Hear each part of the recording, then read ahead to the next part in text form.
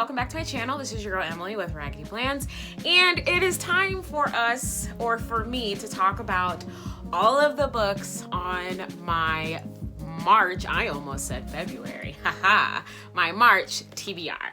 I have 11 books that is going to be on my TBR for the month of March. I don't know how many I'm going to be able to get through. I will say I'm about halfway through one right now, and I'm really excited to show you guys these books.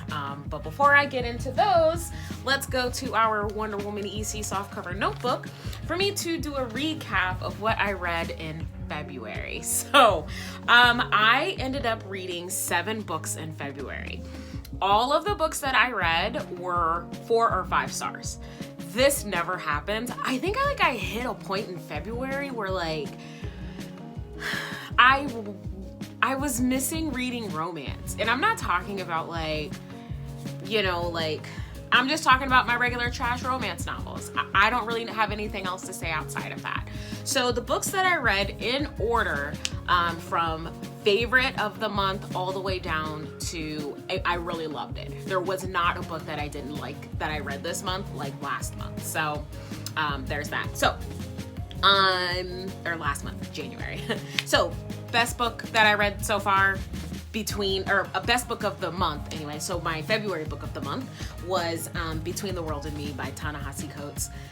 Oh, that was a beautiful book. And I think I already kind of told you guys that with biography-like books, autobiographies, nonfiction, I actually like to listen to those because the author is usually the one that tells the story. And he has a fantastic voice, and he also has an East Coast accent, which I absolutely love. And it was such a great book. The book was basically a letter to his, at the time, I believe either 15 or 16-year-old son. So it was just a phenomenal book, and it was just a great way for me to start Black History Month and just read a really good book. I read a lot of different articles for Black History Month and stuff like that of course isn't in my TBR, but that was just kind of for some side learning for me. So that was my favorite book. The next book I read was actually a novella that I read on Valentine's Day weekend, Truth or Dare by Danielle Allen.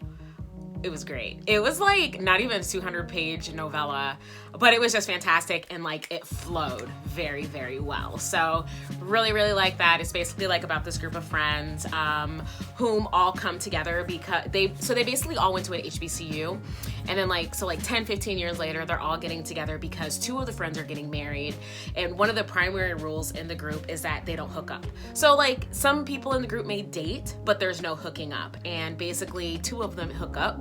And they're best friends, and they end up falling in love, and it's a great book. So I absolutely loved it. I basically read it in one sitting, and it was fantastic. The next one, Fight or Flight by Samantha Young. So this is the 3rd book that I read for the month. I loved it. It's basically about these 2 people. They meet randomly on a flight from Arizona to Chicago and end up having a one-night stand, and then they end up meeting up again in Boston. So basically it's kind of like an enemies to lovers story, and also a friends with benefits. So, but it was a really good book. There was also a certain part of controversy in the book that kind of sparked quite a debate on Goodreads. I'm not gonna get into it. Maybe I'll get into that in my mid-year book review, but I don't know. I just thought it was a really great book. I thought Samantha Young did a fantastic job, and I really, really liked how the backstory got wrapped up throughout the book. So that was definitely something that I really appreciated. So, and she didn't really make you wait too long for the wrap up either. And I didn't feel like this book was a slow burn either, which was awesome. So it was a great contemporary romance. The next one is Beautiful Bastard by Christina Lauren. This book was ridiculous. This is the book that if I were super technical when it comes to reading, I would have rated this a 2, but because of the trash factor and how fast everything went and just some of the ridiculousness, I was oh, this is a 4-star read, no problem. February was kind of a rough month when it came to work, because I've been so busy, as I've talked about in previous in my previous videos, but like Beautiful Bastard was just that perfect piece of fiction that I didn't know that I needed, and I think I read that book in like 2 days. It was a great book. It's basically an enemies to lovers novel. Yeah, I don't have anything else to say. It was a great book, and I'm really excited to read the rest of them. I kind of learned my lesson though. I am not going to be reading books in succession. So if there are like 9 books in the series, I'm not going to do what I usually do and read them all right away, just because I can't do it. And I got disappointed the last time I did that, meaning the Wicked Lovers series, which we will talk about. We've already talked about that, so we don't have to do it anymore. The next book, Forbidden by Beverly Jenkins. So that was actually one of my first historical fiction romance novels that I've ever read. Great book. It was basically about this gal who is trying to get to California, and she basically ends up getting robbed and left in the desert, and this just lovely man named Ryan ends up finding her, and he's very wealthy. And this is actually in the I believe this is like the 1870s in Nevada. So slavery has been abolished, but you know, the relationship between black and white people is not where it needs to be, and Ryan is actually passing. So it just has this whole other dynamic of the book, and I thought it was fantastic. Plus I listened to it on audiobook, and I absolutely adored it. So my first kind of historical fiction romance that I've read in a really long time. It's probably been at least 15 years since I've read one, and I adored it. So there's that one. The next one is Vanilla by Megan Hart. Oh yeah, so the next 2 books are by Megan Hart.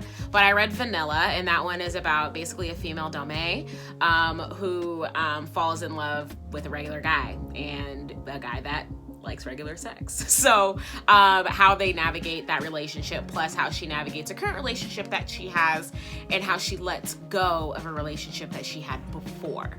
So it was a really great book. It was a little bit of a slow burn at first because you're trying to figure out all of the pieces and how everybody works. Plus, I really loved how in the last probably like 50 pages of the book, you understand why her previous relationship is holding her back. So really great book, absolutely adored it. And then the last one by Megan Hart that I read for the month was Dirty, basically about this gal who, you know, basically enjoys her sexual freedom, does have some things in her past that hinder her a little bit, and how she falls in love with a really great guy. This book, it was a slow burn, so it took me a little bit to read, but I really enjoyed the book. I thought it was fantastic. The mom, I wanted to slap her a couple of times, but overall, great book. Loved it. So those are the 7 books that I read for the month. On my TBR from last month, I actually had 13 books. Of that list, I think, let me see. Of the list that I had from last month, I actually think I only read 1, 2, 4, 5, excuse me. So of my 13 books that I wanted to read last month, I read 5. So there's that. So what am I going to read for March? March, I am dedicating to romance. Surprise, right? But all March, I will be reading romance novels. Really excited, and they're gonna be anything from erotic romance to historical romance. I have really a wide variety of authors. Also, I do have one nonfiction that I will be reading. So let's start. I literally have it like right here. So I'll show you guys the stack without showing you the spines. So there's the stack. And let's start with the nonfiction. So one book that I will be reading is Hood Feminism by Mikki Kendall. The reason why I'm reading this book is because it has been on my TBR for probably a little over a year now. But also the Women's and Gender Studies department at Simpson will be having a session with Mikki Kendall this month in March. So I am so excited to read this book and then also hear her speak this upcoming month. That is going to be incredible.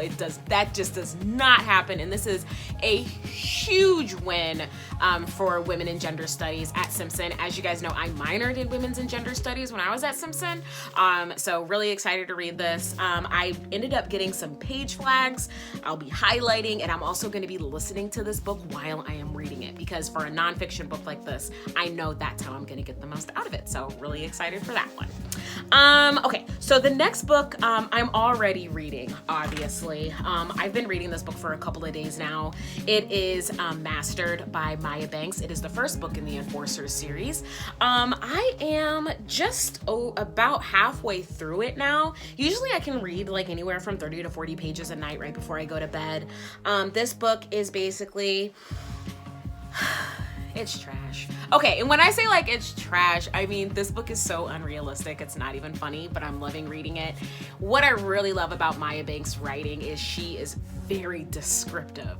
So there's more description in her book than dialogue, but I actually dig that, so I can kind of really get a good idea of what the scenery looks like and just the people, how they're wearing their emotions and things like that. So I really, really love that about her books. So really, really excited. But like I said, this will probably be the first one that I'll finish for the month, and I'm excited. So yeah, but this is basically like, you know, shy girl meets super awesome, powerful, and rich guy that wants to take care of her, but he's a dominant and he wants her to be submissive and whatever. Like I said, it's trash, but I'm so excited to read it and I'm loving it. So there's that one.